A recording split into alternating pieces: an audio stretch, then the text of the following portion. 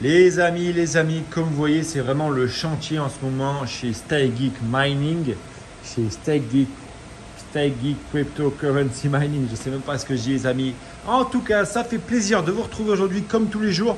Petit update de la chaîne. Donc, vous voyez, on est en train de monter un rig à l'ancienne, les amis. Là, on est vraiment sur quelque chose à l'ancienne.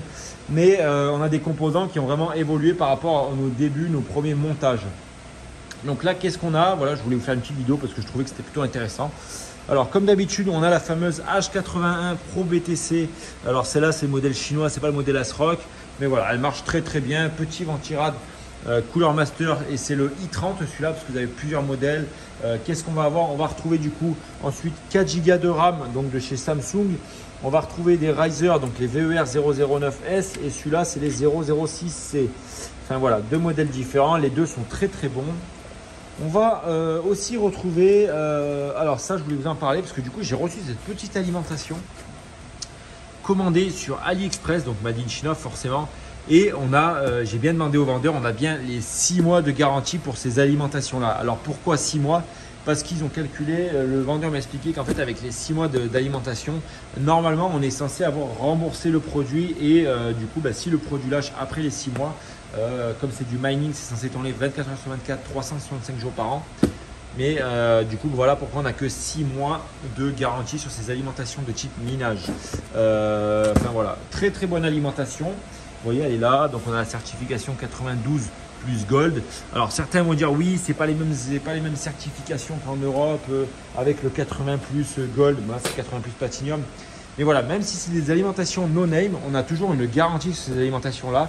Et comme je vous dis à chaque fois dans mes vidéos, une alimentation comme ça, vu qu'elle est en fait surdimensionnée par rapport à l'utilisation qu'on va en faire, il y a beaucoup moins de risques qu'elle lâche comparé à une alimentation ATX qui sont vraiment hyper chères par rapport au rendement qu'elles ont. Donc là, on a une très bonne alimentation, 1600 watts. Forcément, on ne va pas utiliser 1600 watts. Cette alimentation-là, elle va nous servir à alimenter justement une grosse bête, une grosse 3090 FE avec les pads thermiques changées. Je vous l'ai montré dans la précédente vidéo. Et on a 32060. Alors, on va avoir en plus de cette 3080 et de ces 32060, on va avoir normalement une autre 3090 et une 3080. Donc, au niveau du rig, on va être sur un rig qui va être sympathique. Malheureusement, on reste sur un rig qui va être fait maison. Vous voyez les petits rigs, ça c'est vraiment les rigs, les tout premiers rigs que j'avais fait. Je ne sais pas si vous vous rappelez dans mes vidéos, c'était les rigs pour accueillir les 6700 de chez XFX. Donc cependant maintenant, le rig a complètement changé. Je n'achète plus du tout ces rigs-là. Enfin, je ne fabrique plus ces rigs-là parce que c'était une perte de temps et surtout les rigs étaient vraiment mal pensés pour le début. Mais ça a fait quand même le taf, vous voyez, pour justement pour là actuellement pour secourir, pour mettre un rig en provisoire, ça va aller très bien. Le temps de recevoir toutes les cartes graphiques et ensuite de tous transvaser sur un autre châssis plutôt comme ceci. Voilà, donc là on a vraiment le châssis, hop là la planche est tombée. Donc là on a vraiment le châssis de chez Pika, de chez la boutique des oiseaux. Du coup ils ont fait une petite update sur ces châssis là. Donc maintenant on a l'Eclipse en option d'achat. Donc là vous avez la possibilité de commander l'Eclipse pour accrocher vos cartes graphiques et ça va très bien franchement. Si vous voulez pas vous embêter à percer, je crois que ça coûte 1,92 € l'Eclipse. Bon, ça reste quand même un tarif qui est raisonnable parce que du coup vous n'avez pas à percer, c'est vraiment que de la manipulation pure et dure, aucun perçage, aucun trou, aucune vis, rien. Vous mettez votre clips, la carte elle va comme un gant. Et ensuite ils ont rajouté la planche qui est au fond.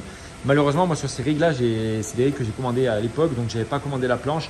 Donc voilà, moi je prends des bouts de planche comme ça et je viens ajouter la planche dessus, comme ça va aller très bien aussi. Mais voilà, donc là la planche est en option et les petits clips en option aussi. Et voilà, c'est de la fabrication française, tout est livré dans les 48 heures. Et vous avez mon lien qui est dans la description, donc si vous pouvez vous créer votre compte avec mon lien qui est en dessous, vous bénéficierez de 2 € de réduction, enfin de 2 € cumulables sur votre prochaine commande. Et moi de mon côté, je vais récupérer 2 € également sur chaque compte créé, chaque commande passée. Ensuite, là, j'ai une petite carte mère. Donc ça, personne n'en parle de cette carte mère-là. C'est une carte mère qui a un très gros avenir dans la crypto-monnaie. Donc là, on est sur alors je ne vais pas vous l'ouvrir concrètement parce qu'elle est dans son sachet lyophilisé, son sachet anti-électricité statique. Alors, donc du coup, c'est la TB360 BTC Pro de chez Biostar. Donc on a 2 entrées. Et pourquoi elle est bien? Parce qu'en fait, on a 2 entrées d'alimentation et ça évite en fait de venir mettre un coupleur dessus. Donc là, on est sur la V2, il me semble. Alors, je dis peut-être une connerie. Non, on n'est même pas sur la V2, on est sur la V1 tout simplement. Mais voilà, très bonne carte mère avec un prix qui se retrouve aux alentours des 200 à 300 euros. Voilà, c'est du matériel neuf, c'est du Biostar, c'est pas du chinois comme la H80 qui est là. Et ça marche vraiment très bien. Je vous en parlerai bientôt dans une prochaine vidéo où je vais vous la présenter directement. Et là, on a une petite 1660 qui traîne ici. Du coup, je vous en ferai une vidéo plus tard, vous montrer le fonctionnement de cette carte mère. Alors ensuite, du coup, là, je vous ai montré dans la vidéo d'hier, du coup, le rig de 6 cartes, donc les 1660 Ti. Donc là, pareil, on est sur une ASRock H80 Pro BTC, alimentation Gigabyte 750 GM, 6 GTX 1660 Ti de chez MSI Ventus et on a 4 Go de RAM, un petit i7 4790S et ça va très très bien les amis. Donc j'ai pas encore overclocké le rig, je vous montre ça après. Depuis iOS, mais voilà, s'il y a quelqu'un qui a une petite overclock pour les 1660 Ti avec la mémoire 5944, la taille de la mémoire, ça ira très très bien. Et ensuite la petite update de plus, donc c'est ce rig là, donc on a une 3070 de chez Gigabyte et on a deux 6600 XT. Donc voilà, toujours pareil, H80 Pro BTC, les deux 6600 XT, tout est bien de chez Gigabyte, donc c'est vraiment moi j'ai beaucoup de matériel de chez Gigabyte et pourtant la plupart d'entre vous m'ont dit que Gigabyte c'était vraiment de la merde, ça chauffait etc. Alors faut pas vraiment croire tout ce que disent les gens sur internet, hein. Oui, il y a eu des rumeurs avec Gigabyte comme quoi leurs alimentations elles explosaient. Moi j'ai énormément d'alimentation Gigabyte. Pour ceux qui suivent la chaîne depuis le début, vous avez vu que enfin, voilà, il y avait énormément d'alimentation Gigabyte et je n'avais jamais eu un seul souci pour le moment. Alors, je vais vous poser sur le petit trépied parce qu'il y en a certains qui me disent à chaque fois que ça vibre et que ça fait mal à la tête. Donc, si vous avez un stabilisateur pour les iPhones, faites-moi signe. Et puis, enfin voilà, je le commanderai peut-être, ça ira peut-être mieux pour les vidéos. Alors, donc là, comme je vous disais, du coup, on a les 6600 XT. Donc, pour moi, on va actualiser pour voir si ça n'a pas bougé. Alors voilà, pour moi, elle tourne aux alentours des 32 jusqu'à 33,8 mAh et on est sur une consommation de 59 jusqu'à 63 watts. Donc je trouve que ça reste quand même raisonnable. C'est pas non plus les meilleures cartes qu'on puisse trouver sur le marché, surtout au prix où elles sont. Celles-ci, moi, je les ai chopées à 439 €. Donc c'est vraiment un prix qui est ultra compétitif pour le marché actuel de ces cartes-là. Mais bon, après voilà, on sort, c'était vraiment pour le coup d'essayer ces deux cartes-là. Alors pour ceux qui veulent savoir, si vous n'arrivez pas à dépasser les 28 mAh, parce qu'au début j'étais bloqué en fait avec ces cartes-là, je ne dépassais pas les 28,8 mAh avec ces cartes. Donc ce qu'il m'a fallu faire, c'est simplement cliquer ici et en fait mettre à jour sur la dernière version de iOS pour les 6600 XT. Et du coup, en faisant ça sans overclock, j'étais déjà à plus de 31 mAh. Donc ensuite, je suis venu appliquer un petit overclock des familles. Et du coup, ça me les fait monter à 32.2, 32.8, 33.8. Enfin voilà, c'est vraiment variable. Il y a des pics, il y a des descentes. Et j'utilise bien sûr Phoenix Miner. Donc bien sûr, s'il y en a qui ont des solutions pour tirer plus de 32 mAh, pour aller plutôt sur les 33 mAh, je suis totalement preneur les amis et je vous en remercie d'avance.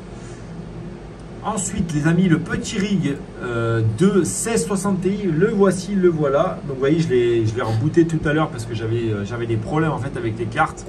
Enfin voilà, lui aussi vous voyez, normalement c'est comme ça, il faut que je mette la mise à jour. J'ai pas encore fait la mise à jour. Voilà, vous voyez, s'il n'y a pas un petit livreur qui est arrivé parce qu'aujourd'hui c'est la livraison de beaucoup de cartes. Vous voyez, j'ai même cette petite carte qui est arrivée pour un client que je vais bientôt devoir lui envoyer. Donc ça fait très plaisir ces petites cartes là qui arrivent tout le temps. On arrive toujours à les trouver, hein. Donc voilà, celui-là qui a des petits OC sympathiques pour des 1660 Ti avec la mémoire Micron GDDR6 avec 5944. Faites-le moi savoir et puis j'appliquerai ça tranquillement. Il n'y a rien qui me presse. Vous voyez, elle ne consomme pas pour le moment. Donc voilà, 70 watts, 25 watts. Il faut que je les monte à peu près à 29, 80 à 30 watts. Enfin 30 mAh, ça serait vraiment le top du top. Donc voilà, vous voyez que la petite ferme elle avance. Cependant, j'ai encore un rig là, que je vous ai montré sur la table qui n'est pas encore activé. Donc avec ce rig là, on va dépasser les 3000 mAh ou les 3 Go sur iOS. À savoir qu'après, j'ai encore d'autres rigs qui tournent sur Windows que j'ai pas encore modifié du coup les poules et que ça prend énormément de temps. J'en ai 3 qui tournent. J'ai aux alentours des 800 ou 900 mAh qui sont à côté, qui tournent sur Windows. Donc pour le moment, ils sont hyper stables sur Windows. Donc pourquoi les modifier? J'ai envie de vous dire, pour le moment, ça ne me sert à rien. Et comme vous avez pu voir, donc j'ai des rigs qui ont rebooté cette nuit au nouveau local. Bon, bah, rien de méchant, vous voyez, il y en a toujours qui tournent depuis 13 jours, 12 jours, et 13 jours ici. Donc voilà, enfin bon, c'est pas dramatique que les rigs aient rebooté. L'essentiel, c'est qu'ils rebootent et qu'ils se relancent tout seuls. Le but, c'est pas aller derrière pour les rallumer. Donc voilà, j'espère que cette petite vidéo update vous a plu. Moi en tout cas, ça m'a fait plaisir de faire cette petite vidéo aujourd'hui. Vous voyez le petit setup là, est-ce que vous kiffez ce petit setup ou pas là? Voilà, donc dites-moi si ça peut vous intéresser ici dans les prochaines vidéos de faire une vidéo montage en live. On ferait un petit live d'une heure, 1h30 avec des questions voilà, de montage de rig. Et comme ça, on peut discuter directement en live de, ce qui vous plaît, ce qui vous plaît pas, si vous avez des petites erreurs à faire, etc. Enfin voilà, bref, c'était Stay Geek. Je vous dis à très bientôt et surtout passez une très bonne journée.